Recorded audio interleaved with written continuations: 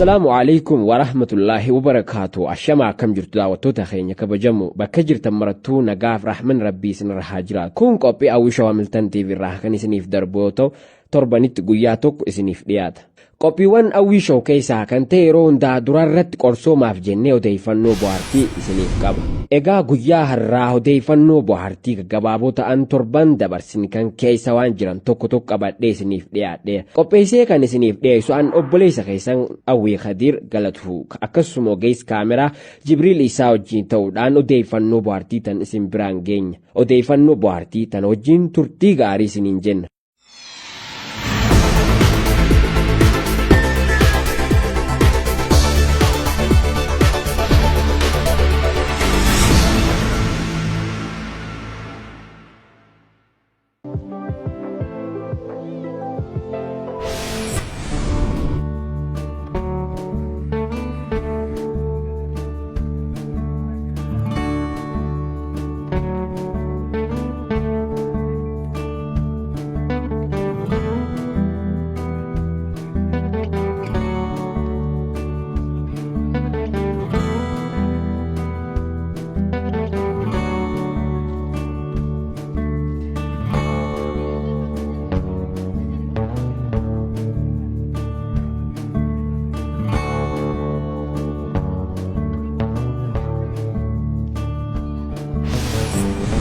Oduun bohaartii tan jalqabaa biyya keessaa hagayya 28,2011 abbaan alangaa federaalaa akka beeksisetti guyyaa haqaa qaammee 5,2011 kabajamu sababeeffachuudhaan manni hidhaa Maakalaawii duraanii daawwii ummataaf banaa akka ta'u FBC'n gabaasee ture. Maakalaawii mana hidhaa fi iddoo qorannaa dhiibbaan mirga namoomaa itti raawwatamaa ture ta'uun isaa ni yaadatama. Mootummaan manni hidhichaa cufamee goda hambaatti akka jijjiiramu murteessee ture. Egaa akkuma jedhame guyyaa haqaa qaammee 5,2011 kabajamu sababeeffachuudhaan manni hidhichaa Maakalaawii qaammee 1,2011 eegalee daawwii ummataatiif banaa ta'eera. Daawwii guyyaa har'aa keessatti koree fala barbaaddu hawaasa muslimaa waliin qixxee hidhamee kan ture barataa mana barumsa awwaliyaa yeroo sanitti mucaa xiqqaa jedhanii khayyaama Mubaaraka Adam daawwii kana irratti argamee jira. Asiin dura sababa qabsoo hawaasni muslimaa godhaa ture wal qabatee hidhaaf dararaan hedduun raawwatamaa turuun isaa ni yaadatama. San keessa ture Mubaaraka Adam har'a san hunda keessa dabreet dararaa isaa fi waahiloota isaa hedduu irratti raawwataa turan yoo yaadatu waan isatti dhagahame waa'ee mana hidhaa Maakalaawii irraa akkanatti ummataaf himaa ture. በተከሰስክበት ወንጀል ሳይሆን አንተ እዚህ ምርመራ ሁላ የሚደርስብን አጀንዳ ኦሬዲ ተጽፎ ምናምን ቃለ በሚፈለገው መልክ ተጽፎ እሱ ላይ እንደምትፈርም እየታወቀ ከዛ ውጭ ባለ ነገር ላይ ነው ሁላውም ቶርቹም ሌላ ነገር ወይም ደግሞ በተከሰስክበት በዚህ በተጠረጠርክበት ኬዝ አይደለም የምትገረፈውና ይሄ ከባድ ነው። ከዛ ውጭ ያው ያጋጣሚ የሆነው ስታሰብ እዚህ ግቢ ውስጥ ጩጮ በመባል የምታወቅ የነበርኩት እኔ ነኝ። 2004 ላይ 18 ዓመት ልጅ ነበር። በጣም በእድሜ ትንሽ ነበር። ትምህርት አቋርጬ ነው የገባሁት የነበረው። እንዲህ አይነት ከባድ ተጽዕኖች አሉ። ከዛ ውጭ ለ3 ወር ከ20 ቀን ውስጥ ቤተሰብ ማግኘት እድል አልነበረም። ቤተሰብ አታገኝ። እንደውም እስከ 5ኛው ቀን ድረስ እኔ የት እንዳለው ራሱ ቤተሰብ የማያውቅበት የፖሊስ ጣቢያ እየዞረ የሚፈልግበት ነው። እዚህ ሲመጡ እንዲህ የሚባል ሰው አናውቅም ተብሎ 3-4 ጊዜ ተመልሰው ነበርና እኒያ ነገሮች አሉ። ከዛ ውጭ ያው አንተ በማታውቃቸው ጉዳዮች ላይ ማመን አለብህ በማለት በጣም ከባድ ጉዳዮች ነበሩ። በተለይ የረጅም ሰዓት ማስቆም እግርህን ከፍትና ትቆማለህ መንቀል እስኪ ከብድ ድረስ ጧት አስቆመው እሱ በሩን ቆልፎት ይሄዳል። አንተ ጧላ ያለ በሚል ሳይኮሎጂ እየፈራ ትቀመጣለህ። በጣም ከባድ ነው። ከዛ ውጪ ቁጭ ብድግ በጣም ነው የሚያስሩት። አሁን አንተ ቀላል ይመስላል ከዱላው ከምን የባሰው ቁጭ ብድግ ነውና አቅም ስታጣ ራሱ ትከሻን እንዲይዙ መርማሪ ፖሊሱ ቁጭ ብድግ የሚያሰራበት አንተ ራስ መነሳት መቀመጥ ሲያቅተህ እንዲህ አይነት እንትኖች በጣም ከባድ ቶርቾች ነበሩ። እኔ በጭንቅላቴ መሬት ላይ እንድደፋ አድርጎ እግሬን ደግሞ ግርግዳ ላይ እንድሰቅል በካቴና እጄ ነው ወደኋላ አስሮ አንድ መርማሪ እዚህ 27 በጣም ከባድ ድብደባ ደርሶብኛል።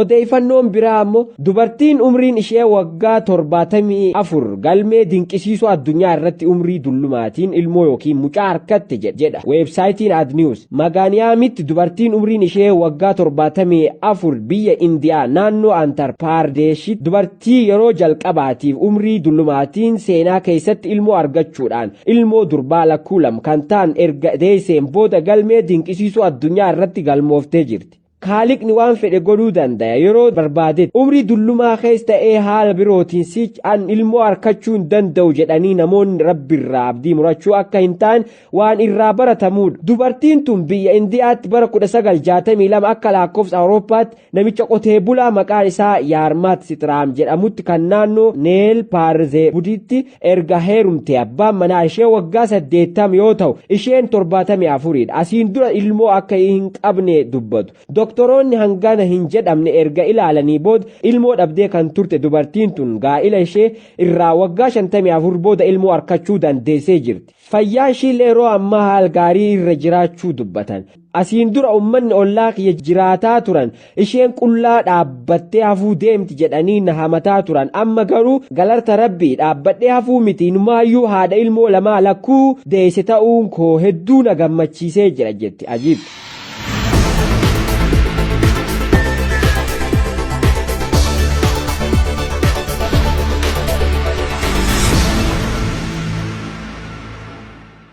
Dargaggeessi lammii Jarman umriin isaa waggaa 16 Laars Mootazaa abbaa miila guddaa jedhuun maqaan isaa riikardii haaraa addunyaa fi galmee dinqisiisoo irratti galmaa'uu danda'eera. Lammii Jarman Laars Mootazaa dheerinni miila isaa kan bitaa seentimeetira 35.5 yoo ta'u kan mirgaa ammoo seentimeetira 38.98 kan himame. Kanumaan wal qabatee kopheen inni hidhatu lakkoofsa 57 akka ta'e dubbatama. Abbaan Laars Frank akka himanitti miilli Laars dheeraa akka ta'e duraanuu shakkeen ture sababni isaa immoo yeroo dhuma dhalatuyyuu miilli isaa seentimeetira 9.5 dheerata ture jedhan. Akkuma maatiitti miilli isaanii dheeraa akka ta'e kan himan abbaan Laars kophee lakkoofsa 50 akka hidhatanii fi kan haadhaa Laars ammoo lakkoofsa 43 akka ta'e ibsaniiru. Laarsiif qormaanni guddaan miila isaaf kophee barbaadee argachuu akka ta'e kan himamudha. Maddi oduu kanaa Guinness World Record.com irraa.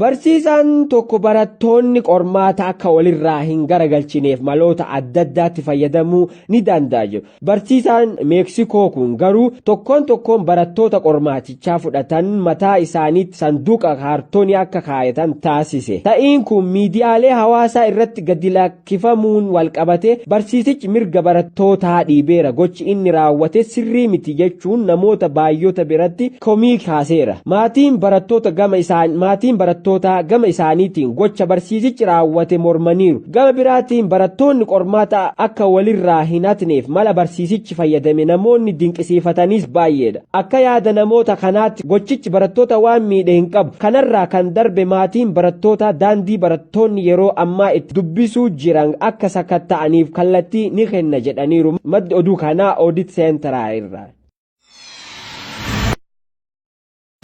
Qorattoon New Jersey namni bofa mataa lama akka argan ibsan. Qorataan bofa New Jersey akka jedhetti bofni dargaggeessi mataa lamaan argame kun kanaan dur New Jersey keessatti argame kan hin beekne ta'uu dubbate. Haa ta'u malee bofni akkanaa bara 2009 Albaamaa keessattis argamee ture jedhu. Uumaan rabbii kanaa waan nama dinqisiisudha.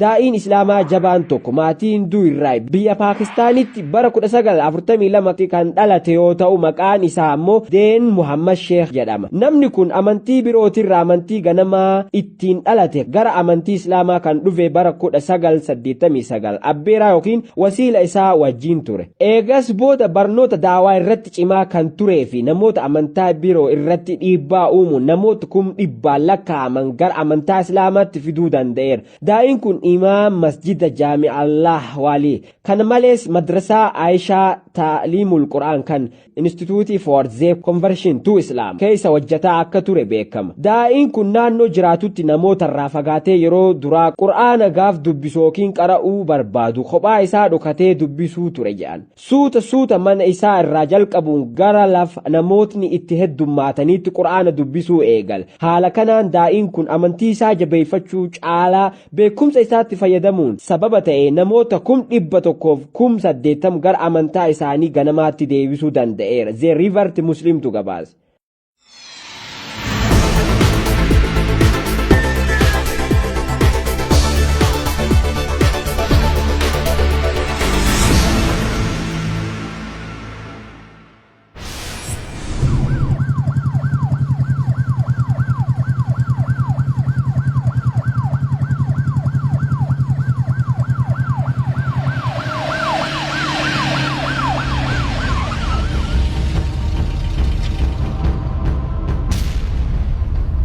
Of Telangana state.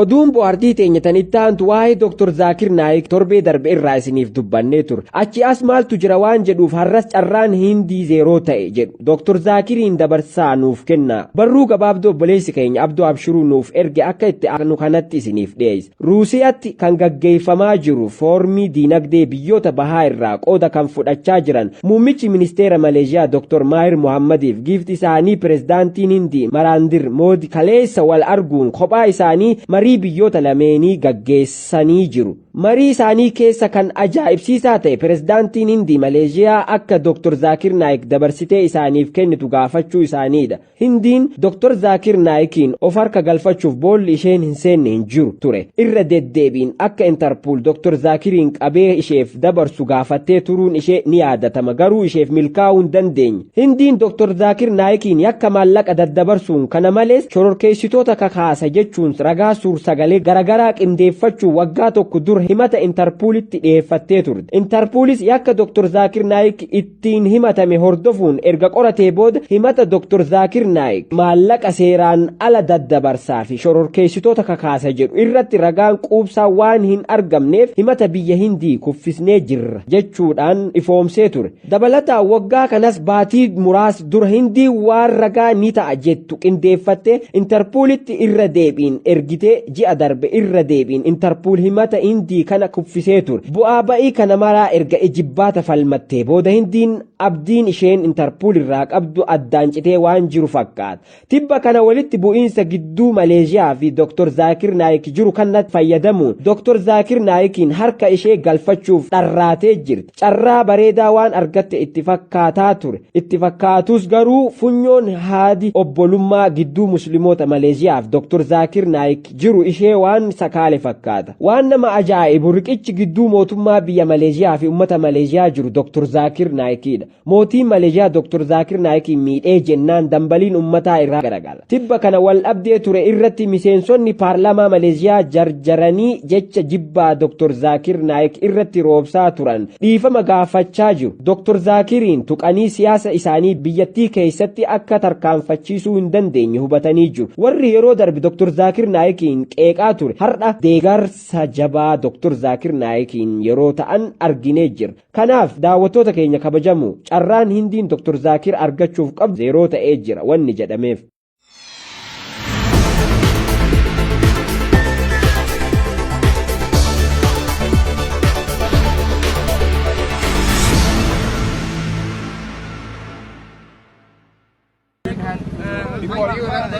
Ammas wanti haaraan daa'ii beekamaa Dr. Zaakir Naayik wal qabatee jiru guyyaa kaleessaa waan maxxanfame irraa halkan Dr. Zaakir Naayik waliin nagaan xumuramee jira waan jedhu obboleessi keenya Abduu Abshiruu ammas afaan Oromootitti jijjiiree nuuf ergeera. Maleeshiyaa bulchiinsa magaalaa Malaakaa masjida Siinaa keessatti qophii kumaatamoota hirmaachise halkan Dr. Zaakir Naayik waliin jedhu bifa nama hawwatuun gaggeeffamee nagaan xumuramee jira. Erga duulli maqaballeessii Dr. Zaakir Naayik irratti banamee as yeroo jalqabaaf guyyaa guyyaa gootichi kun amantaalee wal bira qabuun dorgomaa hin qabne Dr. Zakir Naik hawaasa waliin wal argeedha. Ummati Maleeshiyaa hundaa ol eenyuun olitti jaalala hayyuu Islaamaa Dr. Zakir Naikiif qabu hojiin agarsiisanii jiru. Akka ummata Madiinaa gaafa Rasuulli itti godaanu dambaliin ummata guyyaa har'aa masjida guddicha Siinaa dhiphisee jira. Masjida keessaa dabalatee mooraa keessaa fi ala guutee dura bu'ummaan Dr. Zakir Naikiin kan salaatame salaata magribaaf ishaa salaatanii jiru. Oolmaan ummata kanaa kan ummata Madiinaa kan yeroo Rasuulli itti godaanuu jaalalaan simate san waliin wal fakkaata. Ummata kana Rabbi haa milkeessuun du'aa'ii keenya yeroo maraati.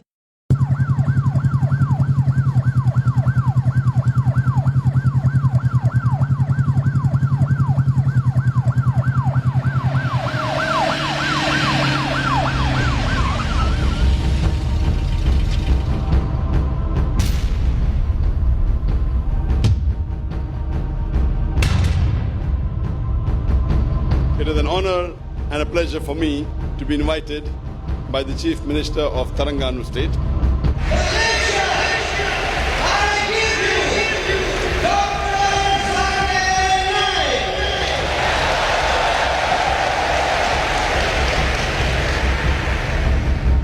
The glorious Quran is the last and final revelation of Allah subhanahu wa ta'ala, of Almighty God, which was revealed to the last and final messenger, Prophet Muhammad, peace be upon him.